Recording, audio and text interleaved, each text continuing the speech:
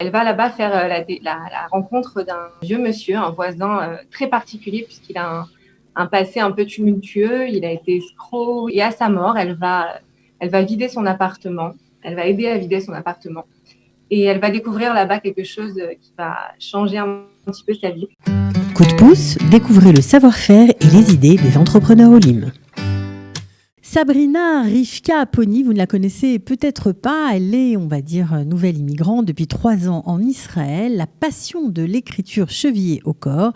Elle a décidé de profiter de ce temps offert, entre guillemets, par le corona pour se consacrer à son premier roman. C'est un coup de pouce du studio Kalita.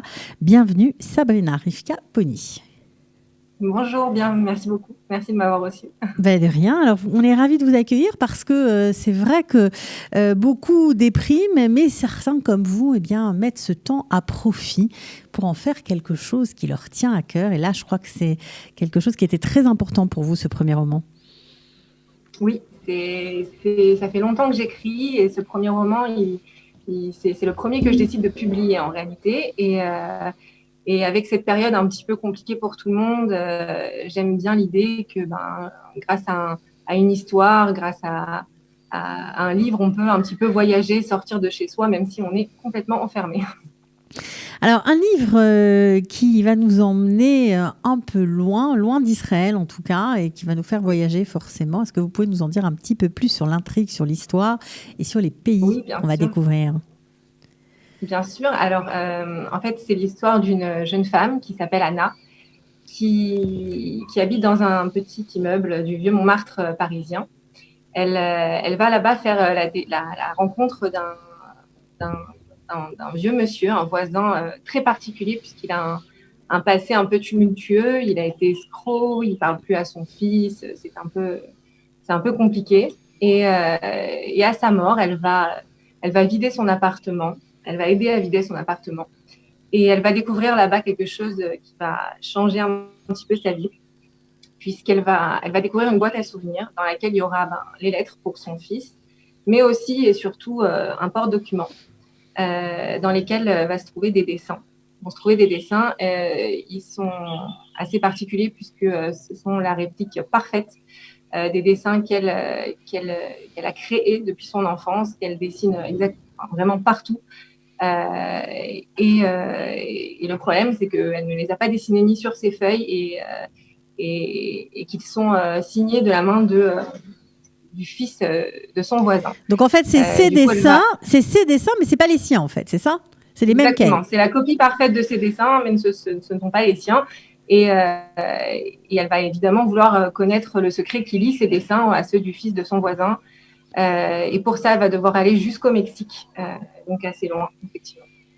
Alors, une intrigue qui va nous emmener un petit peu loin, on va dire, avec un titre mystérieux, puisqu'on n'a pas donné le titre de votre livre. Ça s'appelle Les enfants de las horas, comme on dit en espagnol. Alors, on ne va pas dévoiler l'explication de ce titre, parce que sinon, on en dirait trop sur l'intrigue.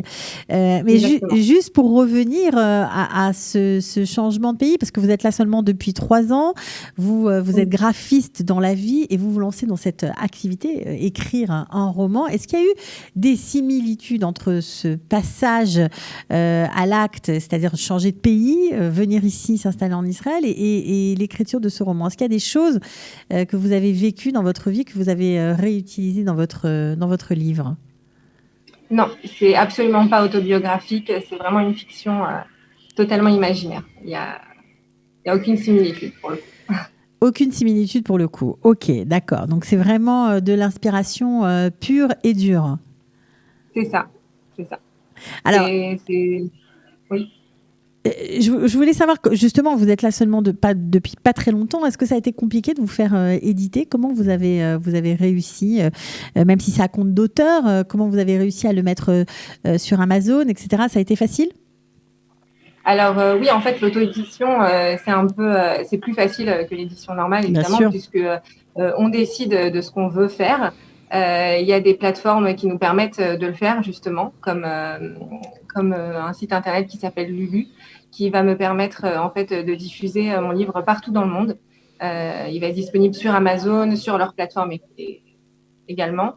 et qui va être donc disponible en livraison dans tout le monde, et puis en Israël, puisque c'est pour ça qu'on est là. Alors, pourquoi vous avez choisi particulièrement ce livre-là? Vous avez choisi celui-là pour l'éditer, puisque vous en avez écrit d'autres. Pourquoi celui-là en particulier? Alors, j'ai choisi celui-ci en particulier parce qu'il s'adresse à un public assez large. C'est une fiction, tout le monde peut apprécier, je pense. Les autres livres que j'écris sont d'un autre registre. Il y en a des fantastiques, plus dans le registre d'Harry Potter, Twilight et compagnie. Donc, je voulais commencer par celui-ci qui pouvait éventuellement plaire à beaucoup plus de monde. Ok, alors nous, on avait envie de vous donner un petit coup de pouce, voilà, parce que ça nous fait toujours chaud au cœur de voir de nouveaux arrivants, on va dire, qui se lancent dans des aventures. Ça peut être professionnel, ça peut être littéraire comme la vôtre, plein de choses différentes. Et on trouve ça vraiment chouette. Donc, vous avez plein d'énergie et vous allez sûrement aider d'autres personnes, peut-être à s'évader dans cette période difficile. Quel a été le moment le plus, on va dire, attendrissant, le plus touchant pour vous depuis que vous avez commencé à écrire jusqu'à la sortie du livre? Vous parlez du livre en lui-même ou des moments où moi j'ai écrit à la maison? Comme vous voulez, du livre, de ce que vous avez, du moment où vous avez écrit. Écoutez, pour moi, le moment le plus touchant que j'ai vécu dans l'écriture, c'est venu de la part de mes enfants. En fait, ils ont vu que j'étais absolument passionnée et ils sont pas grands. Le plus grand a 8 ans et j'ai vu qu'ils me poussaient énormément le soir avant d'aller dormir. Ils se dépêchaient d'aller dormir en fait pour pouvoir me laisser au calme en me disant surtout écris bien, j'espère que tu vas bien avancer. Et voilà, c'était adorable et ça m'a donné beaucoup de force pour avancer. Ok, en tout cas, voilà, c'est très touchant, effectivement. Merci, on voulait vous remercier d'avoir accepté de nous parler de votre aventure livresque. Donc, Sabrina Rivka Aponi, si vous avez envie d'en savoir plus, bien, c'est sur les enfants de Las Horaces. Vous pouvez vous connecter soit sur le site lulu.com, acheter le livre, soit sur Amazon. Ça coûte 20 €, 80 shekels. Vous donnerez un petit coup de pouce à une Ola Hadasha, c'est pas mal. Et puis, apparemment qu'il y a plus d'un tour dans son sac, parce que je pense que ça va pas être le seul roman que vous allez publier. J'espère. Si la magie opère, ça sera pas le seul.